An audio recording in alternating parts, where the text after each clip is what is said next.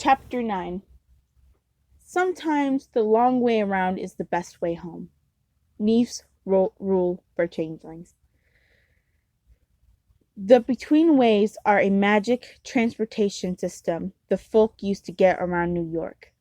Astris had always told me that they were dangerous for mortals, and it took a long time to learn to use them safely. Folk always know exactly where they want to go and can't be distracted. But mortals have to concentrate very hard on their destination to keep riding around forever or until they starve to death and blow away, whichever comes first. She'd promised to take me my first lesson after midsummer. I really been looking forward to it. Now that I was actually on one, I hated it. The noise was bone shaking. I felt like I was smushed up in the middle of the crowd, but I couldn't actually see or anything but ads. Storms by Howla, thunder boomers are specialty. Suspended in the air above me. The between ways aren't dark exactly. It's more like they're always on their way somewhere else.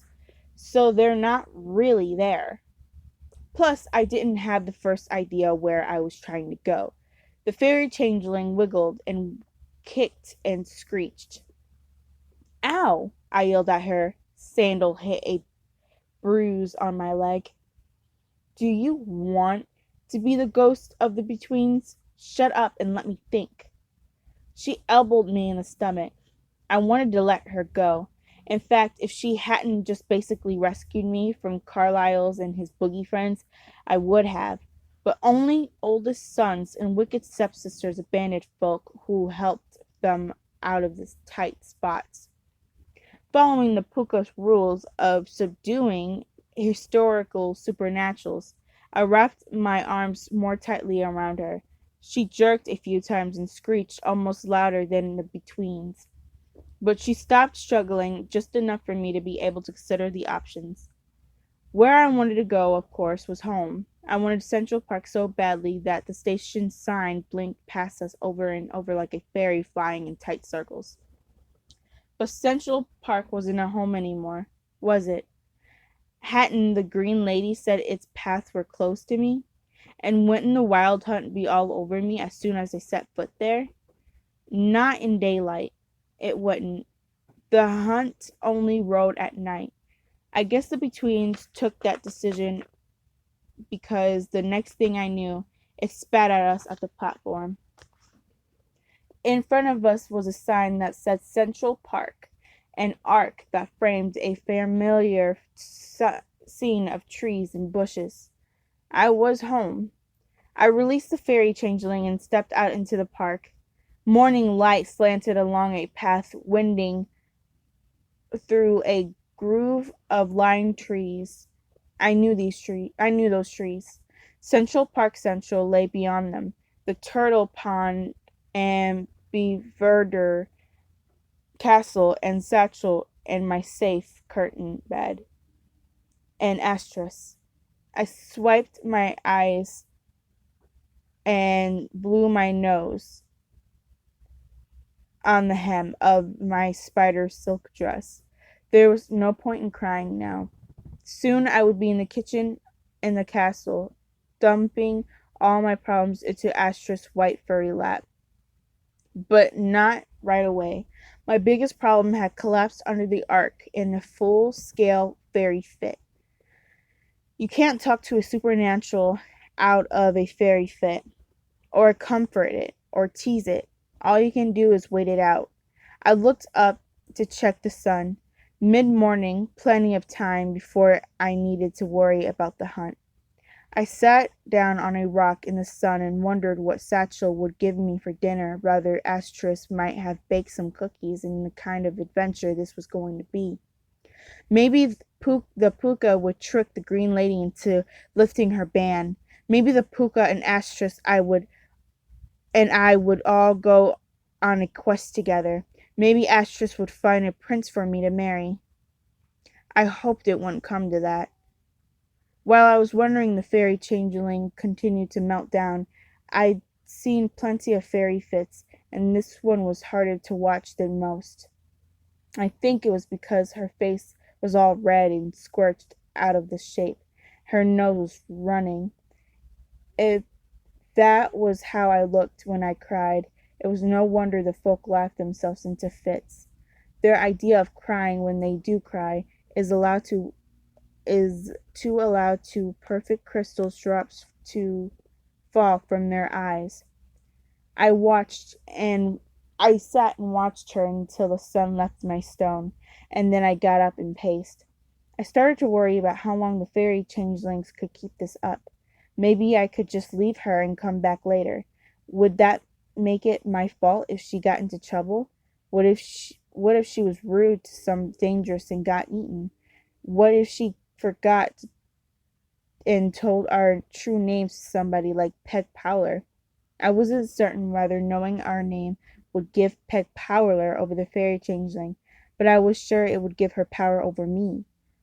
Figuring out how to foolproof somebody who didn't believe in magic occupied me long enough to changeling calm down a little. By the time I worked out a plan, she collected a bunch of pebbles and twigs and the path around her was sorting into piles. In the sunlight, the embroidery on her jacket glowed bright as a flower garden. Her face had smoothed, and she was humming. 3 notes up and 3 notes down, over and over again, kind of like a compressor beast in the broom closet. I'm going to tell you a story, I said. It's about your dream. It has all kinds of made up things in it, like fairies and boogeyman and magic animals. Those things don't exist when you're awake, but they're real in your dreams. The rules is if it talks, then it's real, and you have to be polite to it. The fairy changeling began to arrange her pebbles and twigs in patterns of neat, interlocking rows.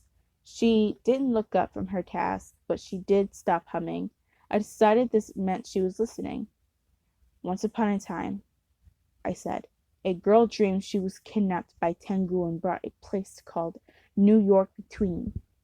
In the dream, she met another girl called Neef. Together they escaped the bunch of scary boogeymen and rode the Between to Central Park. Central. Are you with me so far? The fairy changeling added a pebble to the pattern. I checked the sun. The morning was passing. I took a deep breath to steady myself. In this dream, if somebody knows your name, they can use it and hurt you. So Neef gave the girl a special made-up name. She called her, I hesitated, Changling.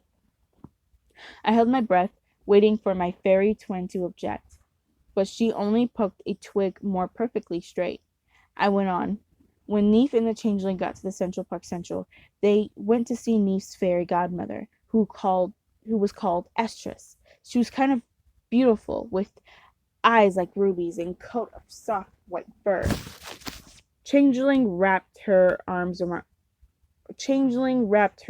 across her chest and clutched her elbows. People with fur coats are bad, she said. Is it wrong to kill an animal just so you can wear its skin? Do you mortals do that? Just like ogres? No, it's nothing like that. Astrus is an animal. See? A wet rat. She talks. Remember what I said about things that talk? You said they were real, Changeling said dubiously. But no buts, I said. They are real. Changeling fingered an embroidery on her sleeve. I am not a big fan of rats, she said. Rats are dirty. They carry diseases. Suddenly, I was so mad I could hardly see. Not here. They don't. And where do you get off calling anybody dirty? Changeling pulled the flowery collar of her jacket up around her ears and started humming again. I breathed ago. I wanted to kick her. Now I wanted to kick myself. Folk only understood their own rules. Unless they're tricksters, they don't mean to drive you crazy. They just can't help it. Yelling at them makes it worse. I knew that. It would be more, it would be, sorry. It would have been easier to be patient with her if she didn't look so much like me. I'm sorry, Changeling, I said formally. I keep forgetting you don't know the rules here. There are a lot of them, and I think I know them all. I know the words of protection and the 7 signs of shape changer. I know where monkey keeps his heart and the lion keeps his courage. So you don't have to worry. Stick with me and you'll be okay. Changeling stopped humming and lifted her head. You promise? I didn't answer right away. I couldn't. Words power in New York between a promise is a promise, and breaking it was even worse breaking geese from because you've taken it from your own free will. If I promised Changeling I'd keep her safe, I'd have to do it, even if I could hardly stand to look at her. The sun was moving up in the sky. We needed to get a move on. All right, I said. I promise. Can we go now? Changeling got up. Which way do we go? That's when I found out the lady had meant about the past of Park being close to me. I'd grown up in Central Park. I'd walked on its grass, played hide and go seek, its grooves written all over on Puka's back. The castle was my home, and I could almost see it from where we were standing, but I couldn't get there. It was like one of those dreams where I'm in museum and I'm looking early Rome arts and I keep ending up in 18th century furniture instead. I'd take 3 steps towards the Central Park Central and find myself heading uptown or crossing the bridge to the lake or veering off towards the museum, which at least was in the right direction. If the next step hadn't taken us to the Raven, where I'd found the Kazna Puri. I stamped my foot and carefully did not swear. I was in enough trouble without swearing. Changeling was starting to look frayed and around the edges. Where is this talking rat? She demanded. Are you lost? No, I said through my teeth. I know just exactly where I am. It's getting where I want to be that's the problem. Picking a path and closing my eyes didn't work. Concentrating on Astris didn't work. I was very close to melting down myself. Then I took another step and found ourselves standing at the edge of Central Park Central, looking across the meadow at the castle. A shadow streamed out to the left. I looked west. The sun was perched on a pointed tower of a tall building like a giant yellow popcorn. We've been wandering around the park all afternoon. Why are you going around in circles? Changeling asked. Is this some kind of game? Yes, I said. It's a game. Unfortunately, nobody told me the rules. It was then that my brain, which I thought was completely out of ideas, came up with another one.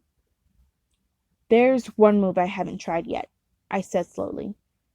The only thing is, we'll have to hold hands. She thrust hers deep into her pockets. I told you I do not like to be touched. To win this game, you have to lead me to the castle over there. How can you do that if you don't touch me?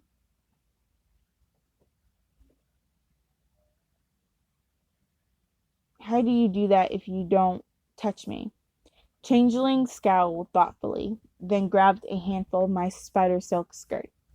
I would lead you like this, she said. That'll work, I said. Okay, I'm going to close my eyes and you're going to take me to the castle, straight there, okay? Don't step either to the right or to the left. And don't stop until we get to the door. You can trust me, she said proudly. I am very good at staying on task. Fine. I've got to close my eyes now. Onward and upward. Changeling took off a trot. Following her would have been easier if I could see my feet, but I didn't dare peek. Central Park Central seemed to have grown very big, and somebody had been planting sharp rocks in it. By the time we got to the castle stairs, my toes were throbbing. I stumbled upward, wincing at every step. When we got to the courtyard, the sun-warmed pavement was like fire under my feet. I believe we have arrived, the changeling said, and stopped. I peered, my eyes open. The castle door was about an inch from my nose. Lightheaded with relief, I shouted for Astrus, who popped out from the door as if she'd been waiting for me. Neef, she said, her whiskers twitching nervously. What a surprise! I didn't expect to see you. Changeling brought me, I said. I know what she is. You realize, of course, that as soon as the sun below the horizon, the wild hunt's going to come for you. My guess is that they'll be happier hunting two changelings than one. I know, I said miserably. What are we going to do? What are you going to do? You, Astra said. Are you going to get out of the park? I stared at her. Aren't you coming with me? And have the ladies' band fall on me too? What good would that do? I'm park folk, Neef. I don't have power anywhere else. I'm part folk too. No, you're not. You're immortal. Mortals are supposed to leave home and seek their fortunes. You're just a little ahead of schedule, that's all. But I don't want to leave home. I'm not ready to seek my fortune. Where was I supposed to start? The Metropolitan Museum, of course. I thought about this. I'd been a museum member as long as I could remember, and I had a lot of friends among the docents and the exhibits. The museum wasn't home, but it was close. That makes sense, I said. Only how am I supposed to get there? I can't take a step now without getting totally lost. That's why I summoned the puka, Estra said. I heard the busy clicking behind me, and a big black dog dashed up, yellow eyes flaming and feathery tail whipping the air. I threw my arms around his furry black neck, but had to let go when he shifted into a pony shape. Up with you, then, the puka said, the sun sinking fast. I climbed up on his back. Changeling was backed up against the castle wall, as far from the puka as she could get, and she repeated into her jacket again. I couldn't hear, but I guess she was humming 3 notes up and 3 notes down. Changeling, I called. We have to go. Leave the creature be, the puka said. What's the harm in it if the hunt eats her? She comes to, I said. I asked again, what's the harm? For all she's your living spite, she's no kinth or nor kin of yours. Kinth or nor kin of yours. I bet he's speaking Irish right now. Anyways, she's neither full fae nor mortal child, and not a particular of use to men nor beast. There wasn't time to argue. I leaned down, grabbed Changeling's shoulder, and tried to haul her up onto the puka's back. Bad idea. As soon as I touched her, she hit me. I would have left her there if she hadn't suddenly shot up into the air and landed square onto Puka's hindquarters. I looked down to see Estrus brushing sparkling dust from her front paws. I knew I'd be saving that fairy dust for something. She held a familiar brown leather bag to me. Here, satchel. Don't let it out of your hands again. Obey the rules and keep your mortal wits about you. Be careful, find your fortune, and remember that I'll be waiting for you to come back and tell me all about it."